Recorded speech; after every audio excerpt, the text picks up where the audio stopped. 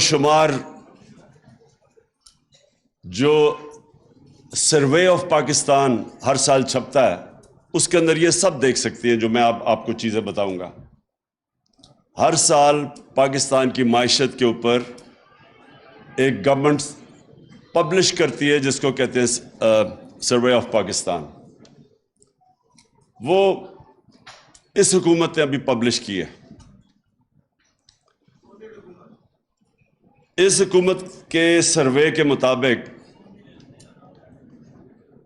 جب ہماری حکومت ہٹائی گئی اپریل میں تو اس سے پہلے پاکستان کی 17 سال کے بعد سب سے بہتر پاکستان کی اکنامک گروتھ ریٹ تھی. یعنی پاکستان کی معیشت جس ریٹ پہ بڑھ رہی تھی وہ 17 سال کے بعد 2 سال مسلسل پاکستان کی بہترین گروتھ ریٹ تھی. اس کا مطلب کہ نوکریاں مل رہی تھیں، اس کا مطلب دولت میں اضافہ ہو رہا تھا. جی ڈی پی جس کا مطلب ہوتا ہے کہ سالانہ جو آپ کی آمدنی میں اضافہ ہے وہ ہمارے تیسرے سال 5.7% تھی اور چوتھے سال 6% تھی. یہ 17 سال کے بعد سب سے تیزی سے ہماری معیشت بڑھ رہی تھی. اور وہ معیشت ہمیں جو ملی تھی یہ بھی آپ اس وقت کی اکنامک سروے میں دیکھ سکتے ہیں کہ سب سے زیادہ پاکستان کی تاریخ کا بیرونی خسارہ جس کو کرنٹ اکاؤنٹ ڈیفیسٹ کہتے ہیں وہ سب سے زیادہ تھا جب 2018 میں ہمیں گورنمنٹ ملی. کیونکہ آپ سب متاثر ہوتے ہیں جب معیشت اوپر جاتی ہے نیچے جاتی ہے، بے روزگاری بڑھتی ہے، بے روزگاری کم ہوتی ہے. اس لیے میں آپ کے سامنے یہ چیزیں رکھ رہا ہوں تاکہ یہ نہ ہو کہ میں مفروضوں میں بات کر رہا ہوں، میں آپ کو ہارڈ فیکٹس دے رہا ہوں. تو $20 ارب کا خسارہ، یہ جو ابھی اسحاق ڈار کو امپورٹ کیا گیا وہاں سے، یہ تب جب یہ فائنانس منسٹر تھا تو 5 سال میں پاکستان کی ایکسپورٹس جو آمدنی لے کے آتی ہیں، جو ڈالر ملک میں لے کے آتی ہیں ایکسپورٹس، وہ 5 سال میں نہیں بڑھی تھی. اور ان کے دور میں تیل آدھی قیمت میں تھا. جو ہمیں گورنمنٹ ملی، ہمارا تیل رہا $100 سے بھی اوپر گیا انٹرنیشنل مارکیٹ میں. ان کے دور میں $50 تھا. تو تیل بھی کم تھا. جو اصل ہمیں مشکل پڑتی ہے پاکستان کو کیونکہ ہم امپورٹ کرتے ہیں تیل، جب وہ عالمی منڈی میں اوپر جاتا ہے تو وہ پھر ساری چیزیں مہنگی کر دیتا ہے. بجلی بھی کیونکہ آدھی تقریباً بجلی تیل سے بنتی ہے، وہ بجلی بھی پھر اوپر چلی جاتی ہے. تو ان کے دور میں آدھا تھا، تقریباً $50 کے ارد گرد تیل تھا. ہمارے دور میں وہ 103 سے 115 تک بھی گیا. تو تیل بھی آدھا. اس کے باوجود انہوں نے $20 ارب کا بیرونی خسارہ کیا. اور یاد رکھیں بیرونی خسارہ اس کا اصل تقریباً 35% جو ہوتا ہے وہ جاتا ہے تیل یا پیٹرولیم پروڈکٹس کے اوپر. ہمیں سب سے بڑا خسارہ ملے، ہمارے جو ریزروز تھے وہ تقریباً $9 ارب کے تھے. $9 ارب کا مطلب کہ کوئی 6-7 ہفتے کی امپورٹس کے لیے ہمارے پاس پیسہ تھا. اور ہمارا جو اندرونی خسارہ تھا وہ بھی ریکارڈ تھا، بیرونی بھی ریکارڈ، اندرونی بھی ریکارڈ. اور پھر یہ جو ہماری بجلی تھی، انہوں نے جو کانٹریکٹ سائن کیے تھے وہ اس کو کہتے ہیں کیپیسٹی پیمنٹس. انہوں نے جو کانٹریکٹ سائن کیے تھے وہ آپ بجلی خریدیں یا نہ خریدیں آپ کو بجلی کی قیمت دینی پڑتی تھی. اور انہوں نے جو کیپیسٹی پیمنٹس ہم تھی میرے خیال میں تقریباً 350 ارب تھا جب 2018 میں اب آئے، وہ بڑھتی گئی، وہ 800 ارب پہ چلی گئی، وہ 2023 میں چلے جائے گی 1450 ارب پہ. اب ہمارے پاس وہ اتنی بجلی ہم استعمال ہی نہیں کر سکتے. حال یہ ہے کہ ہم وہ بجلی استعمال ہم کر نہیں سکتے لیکن پیسے دینے پڑ رہے ہیں. تو اس کی وجہ سے سرکولر ڈیٹ ایک اور قرضہ چڑھا ہوا تھا. میں صرف یہ آپ کو اس لیے بتا رہا ہوں کہ ان حالات میں بینکرپٹ ملک ہمیں ملا. پہلا سال بڑی مشکلوں سے ہم نے اس کو اسٹیڈی کیا, اسٹیبل کیا. دوسرے سال کرونا آ گیا. ساری دنیا کے اندر صدی میں ایک دفعہ اتنا بڑا ایک ایسا ایک بحران آتا ہے, ساری دنیا میں آیا. اس کے باوجود, اور کیونکہ ہم پھر انویسٹمنٹ نہیں لا سکے, کوئی چائنا بند ہو گیا, چائنا 2 سال کے لیے بند ہو گیا, ہمارا اصل ٹریڈنگ پارٹنر چائنا تھا. اس کے باوجود ہمارے تیسرے اور چوتھے سال میں, میں نے کہا ریکارڈ 17 سال کے بعد ہماری بہترین معیشت کی پرفارمنس ہوئی, اور ریکارڈ ایکسپورٹس کی ہم نے $33 ارب کی. اور بیرون ملک پاکستانیوں کو ہم نے انسینٹیوائز کیا, انہوں نے ریکارڈ پیسہ بھیجا بینکوں کے تھرو, $31 ارب. اور کسانوں کی جو ہم نے مدد کی, کسانوں سے کیا ہو رہا تھا, بڑے بڑے شوگر مافیا جو بیٹھے ہوئے تھے یا شوگر ملز, وہ کسان بیچارہ اپنا, اس کو اگر ریٹ سیٹ ہوتا تھا مثلا 180 روپے کا اگر ریٹ سیٹ ہوا ہے, تو وہ ملز کیا کرتی تھی, اس کو پہلے تو پیسہ نہیں دیتی تھی سال تک, اور پیسہ دیتی بھی تھی تو اس کو وہ کہتے ہیں کٹوتی کرتی تھی, یعنی اس کو 180 کا ریٹ پہ 120 ملتا تھا اس کو. تو نہ کسان کو پیسہ پورا ملتا تھا, نہ ٹائم پہ ملتا تھا. ہم نے قانون بدلا, ہم نے فائنز لیوی کیے کہ فوری طور پہ کسان کو پیسے دیں. ہم نے انشور کیا کین کمشنر نے کہ پورے پیسے دو اس کو, جو کسان کو. پہلی دفعہ کسانوں کے پاس پیسہ آنا شروع ہوا. جب کسان کے پاس پیسہ, اور بھی ہم نے ایک پورا ایگریکلچر ریفارم پیکج دیا. اس سے کیا ہوا, جب کسان کے پاس پیسہ آنا شروع ہوا, اس نے اپنی زمین پہ لگایا. تو آخری 2 سال 4 مین جو ہماری فصلیں تھیں ان کی ریکارڈ پیداوار ہوئی, بمپر کراپس ہوئی 4, کیونکہ کسان کے پاس پیسہ آیا. تو ہمارا ایگریکلچر سیکٹر بھی بڑھ رہا تھا. ہماری industry, large scale manufacturing industry, کتنے سالوں کے بعد 11.5% گروتھ ریٹ اس کی ہوئی. تو اس لیے لارج اسکیل مینوفیکچرنگ جب ہوئی, مزدوروں, ہماری ورلڈ بینک کہتا ہے کہ ہمارا سارے برے صغیر میں سب سے زیادہ روزگار پاکستان نے دیا اس ٹائم پہ. کرونا کی وجہ سے بے روزگاری بڑھی. آئی ٹی جو فیوچر ہے پاکستان کی ٹیکنالوجی, آپ کو یہ سمجھنا چاہیے کہ دنیا اب ٹیکنالوجی کی طرف جا رہی ہے. بہت بڑا ایک ریولوشن ہے ٹیکنالوجی کی.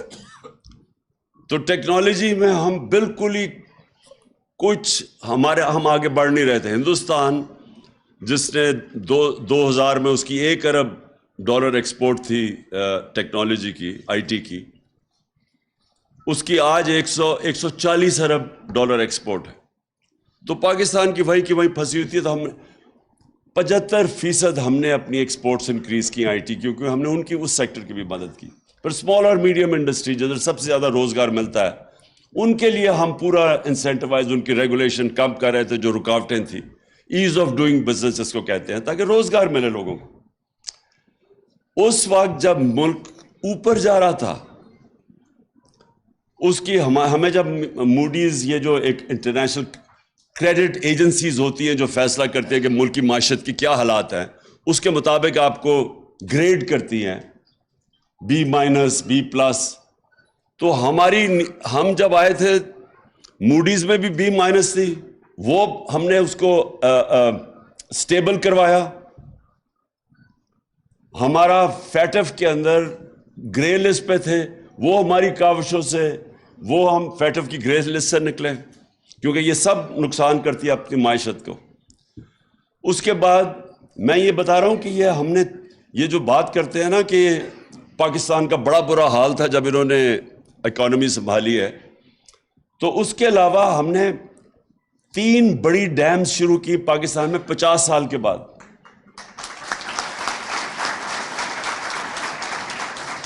جن کو مجھے افسوس سے بھی کہنا پڑتا ہے کہ وہ سارا رک گیا کام, کیونکہ گورنمنٹ کی اب وابڈا کی جو ریٹنگ ہے وہ نیچے چلی گئی ہے، جب سے یہ آئے ہیں کریڈٹ ریٹنگ نیچے گئی ہے، اب باہر سے قرضے نہیں ملیں گے، تو وہ سارا جو ہم نے اتنی 50 سال کے بعد اپنے ملک میں پانی کے ریزروائرز اور پانی سے بجلی بنانا، جو سب سے آسان صاف طریقہ بجلی بنانے کا، وہ اب رکا ہوا ہے۔ تو ہم نے وہ کیا، پھر ہم نے پہلی دفعہ یہ جو موسم کی تبدیلی، جس کو جو ایک بہت بڑا دنیا میں مسئلہ آ رہا ہے، یہ جو سیلاب آ رہے ہیں، موسم اب آپ بتا نہیں سکتے، کبھی زیادہ بارشیں ہو جاتی ہیں، کبھی خشک سالی آ جاتی ہے۔ تو وہ جو ہم نے پہلی دفعہ پاکستان میں کسی نے کیا، ہم نے جو 1 ارب درخت پہلے پختونخوا میں لگایا، اب 10 ارب درخت کا، جو دنیا نے اکنالج کیا، یہ انٹرنیشنلی اکنالج ہے۔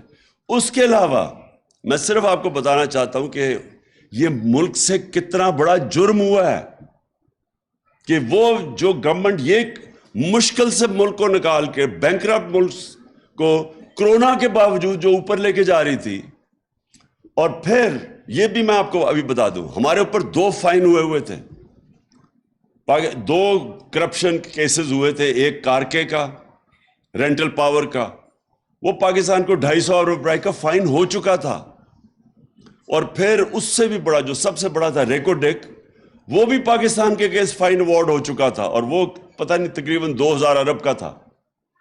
دونوں ہماری حکومتوں نے، ہم نے ان کو ریزالو کیا۔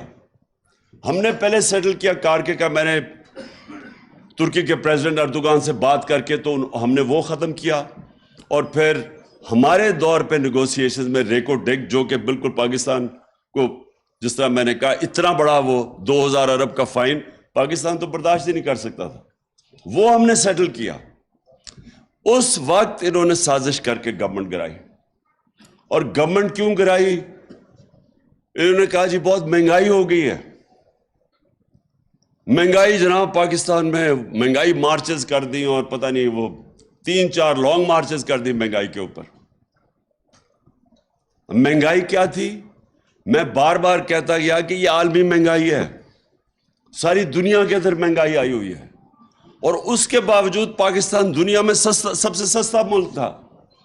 ہم نے جو ڈیزل اور پٹرول ہم نے نیچے رکھا ہوا تھا، ہم پہلا ملک تھے جس نے سبسڈائز کیا، ہم نے اور جگہ سے پیسے نکالے اپنے ڈیولپمنٹ فنڈ سے، ہم نے ریکارڈ ٹیکس اکٹھا کیا، اس ٹیکس سے ہم نے اس کو سبسڈائز، جو ہمیں فگرز دی ہوئی تھی، ہم بھی IMF کے پروگرام میں تھے۔ یہ کہتے ہیں نا جی IMF کی وجہ سے سارے مسئلے ہوئے، ہم تو IMF کے ساتھ 2.5 سال تھے، ہم بھی IMF کے پروگرام میں تھے، اس کے باوجود ہم نے پٹرول اور ڈیزل سارے بر صغیر میں سب سے سستا پاکستان میں تھا، ہم نے سبسڈائز کیا ہوا تھا۔ ہم نے بجلی 16 روپے یونٹ تھی، ہم نے اس کے اوپر بھی 5 روپے سبسڈی دی ہوئی تھی۔ تو انہوں نے کیا کیا؟ کہا کہ جناب یہ مہنگائی روکنے کے لیے آئے ہیں۔ 50 سال میں آج سب سے زیادہ مہنگائی ہے پچھلے 5 مہینوں میں، 50 سال میں اتنی مہنگائی نہیں ہوئی، سارے مہنگائی کے ریکارڈ ٹوٹ گئے ہیں۔ اور تو اور چھوٹے جو سیدھی آٹا جو عام آدمی کا، وہ دگنی ہو گئی ہے اس کی قیمت، 100 روپے کلو سے اوپر چلا گیا، چاول دگنے ہو گئے ہیں۔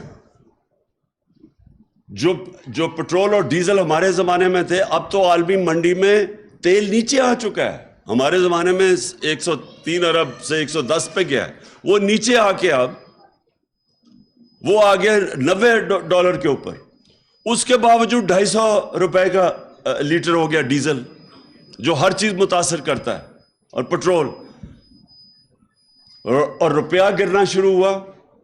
جس دن انہوں نے عدم اعتماد کی تھی تو 178 روپے کا ڈالر تھا، آج پتہ نہیں کتنے 240 پہ جا کے اب پتہ نہیں 230 پہ یہ کتنا بھی ہے۔ تو میں یہ سوال پوچھتا ہوں کہ یہ کس نے یہ سازش کی، کیوں کی، کیا مقصد تھا اس کا؟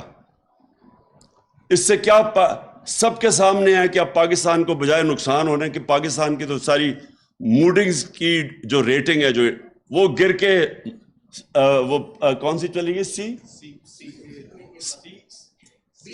یعنی سی جو کہ یعنی تقریباً سب سے نیچے چلی گئی ہے.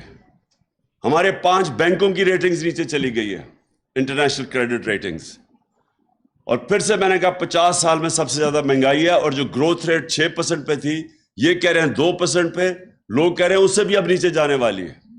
انڈسٹری جو کہ فیصل آباد کے اندر ٹیکسٹائل کے اندر مزدور نہیں مل رہے تھے, ٹیکسٹائل کے مزدور نہیں مل رہے تھے فیصل آباد میں, باہر سے لے کے آ رہے تھے, آج وہاں 20% انڈسٹری بند ہو گئی ہے. تو میرا پوائنٹ یہ ہے کہ آج ہم اپنے آپ سے سوال پوچھیں کہ یہ کیا وجہ تھی. اور 2 وجوہات تھی. جو بیرونی سازش تھی ان کی تو بڑی سمپل تھی کہ وہ چاہتے ہیں کہ پاکستان میں ایک ایسا حکمران ہو جس کو وہ پتلا ہو, جو حکم کرے وہ کر دیں. اگر وہ کہے جی ہماری جنگ میں شامل ہو جاؤ تو ہم 80,000 اپنے لوگ بھی قربان کر دیں ان کے لیے.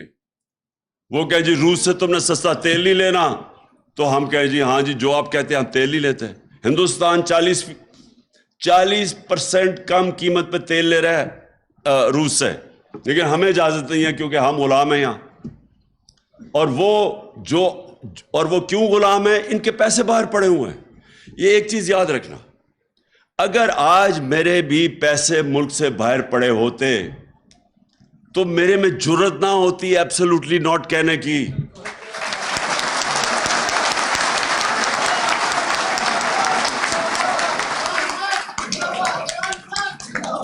کیونکہ وہ جب چاہے میرے پیسے ضبط کر سکتے ہیں. جب سے وہ روس اور یوکرین کی لڑائی ہے انہوں نے روسیوں کے پراپرٹیز اثاثے ضبط کرنے شروع کر دیے ہیں. تو ان کو بھی ڈر تھا, کیونکہ ان کے تو یہاں تو کچھ بھی نہیں ان کا پیسہ جو ان کے ملک سے باہر یہ لے کے گئے ہوئے 30 سال میں. ان کو ایسے لوگ چاہیے تھے. اور ان کو کیا چاہیے تھا؟ ان کے اربوں روپے کے کرپشن کے کیسز تھے.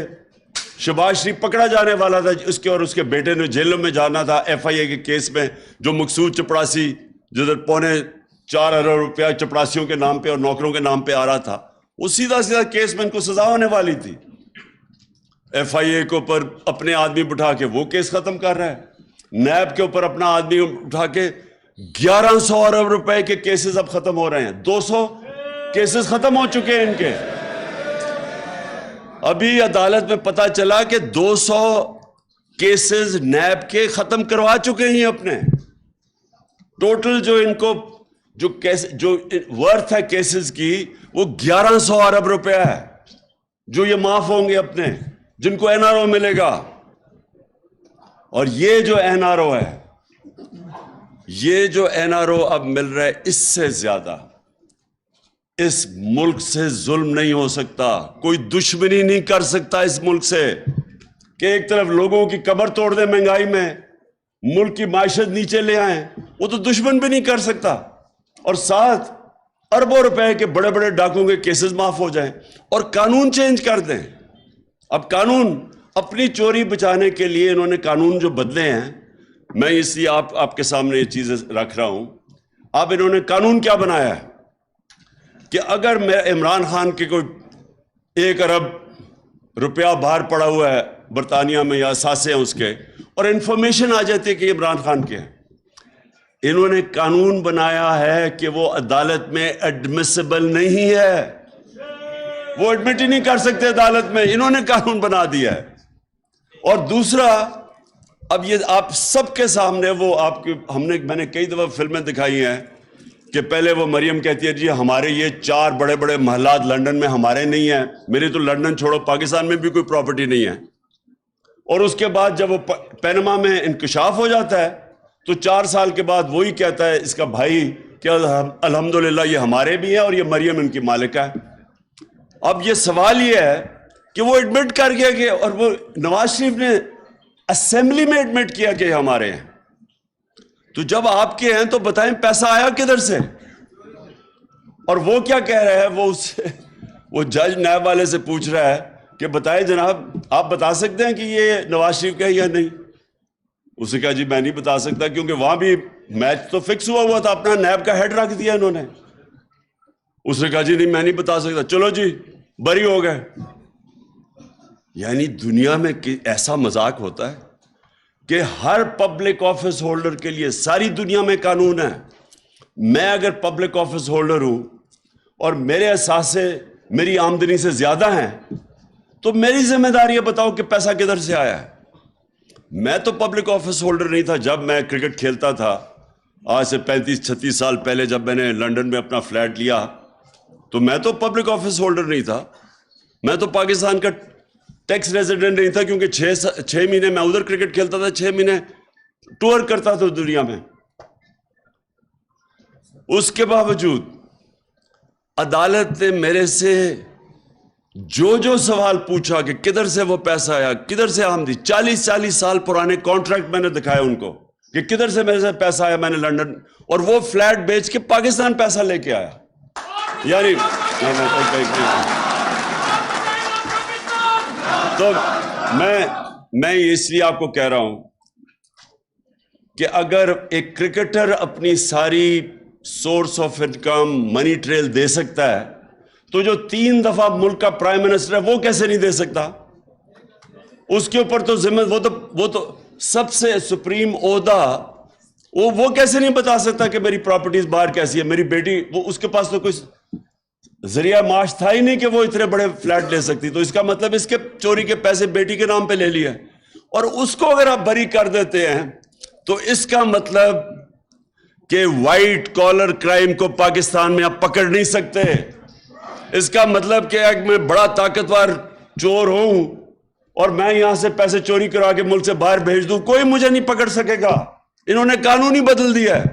انہوں نے لائسنس دے دیا ملک کو ڈاکہ مارنے کا, اور صرف اب چھوٹا چور پکڑا جائے گا, بڑا ڈاکو نہیں پکڑا جائے گا جو انہوں نے قانون بنائے. اس لیے میں یہ ساری اپنی قوم کو کہہ رہا ہوں کہ آپ تیار ہوں کہ دیکھیں اس سے بڑی ناانصافی کسی بنانا ریپبلکس میں نہیں ہے. غریب ملکوں میں ایسی ناانصافی نہیں ہے. کوئی کسی غریب ملک بھی 10 دفعہ سوچتے ہیں کہ اتنا شرمناک قانون ہم نہیں بنا سکتے کہ اب چوری کو اجازت دے دو, طاقتور کی چوری کو اجازت دے دو. اس لیے میں کال دے رہا ہوں اپنی قوم کو کہ یہ آپ نے, اگر آپ, وہ اللہ کا فرمان ہے, جہاد ہے ظلم کے سامنے کھڑا ہونا اور ناانصافی کے. وہ حضرت علی رضی اللہ تعالیٰ کا قول ہے کہ کفر کا نظام چل جائے گا لیکن ناانصافی کا نظام نہیں چل سکتا. یہ نظام نہیں چل سکتا. تو میں اب آپ کو اچھا, اور سارے آپ یونینز کو میں صرف یہ کہنا چاہتا ہوں کہ دیکھیں اگر ملک میں روزگار ہوگا تو یونینز کے پاس بارگننگ پاور ہوگی نا. اگر بے روزگاری ہوگی جو یہاں بڑھتی جا رہی ہے, اب جب گروتھ ریٹ نیچے گر رہی ہے تو اس کا مطلب بے روزگاری بڑھتی جا رہی ہے.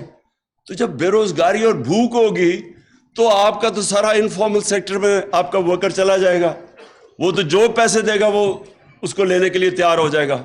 تھوڑی اگر 25,000 منیمم ویج ہے تو وہ تو 10,000 پہ بھی کام کرے گا بھوکا آدمی. اس لیے اگر یہ معاشی اس بحران بڑھتا جائے گا تو اب سب افیکٹ ہیں اور مہنگائی بڑھتی جائے گی. اب اس مہنگائی کے اندر مجھے بتائیں, جو بجلی 16 روپے یونٹ ہمارے تھی, اب 36 روپے یونٹ آفیشیل ہے, ٹیکس لگا کے 50 روپے یونٹ پہ پہنچ گئی ہے. ابھی لوگوں کے پاس بجلی کے بل آئیں گے, بتائیں کون بجلی کا بل دے گا؟ جو تنخواہ دار طبقہ وہ تو مارا گیا. سارا تنخواہ دار طبقہ آج اس مہنگائی میں مارا جا رہا ہے. اس لیے آپ نے سب نے, اچھا اگر برا وقت آتا تو چلو سارا ملک مل کے قربانیاں دے. یہ بڑے بڑے ڈاکو اپنے اربوں روپے کے کیسز معاف کروا رہے ہیں اور قوم کو کہہ رہے ہیں قربانی دو. اس ناانصافی کے خلاف میں آپ سب کو کال دوں گا. یہ ذرا حل سب آپ نے کھڑے ہو کے یہ میرے ساتھ حل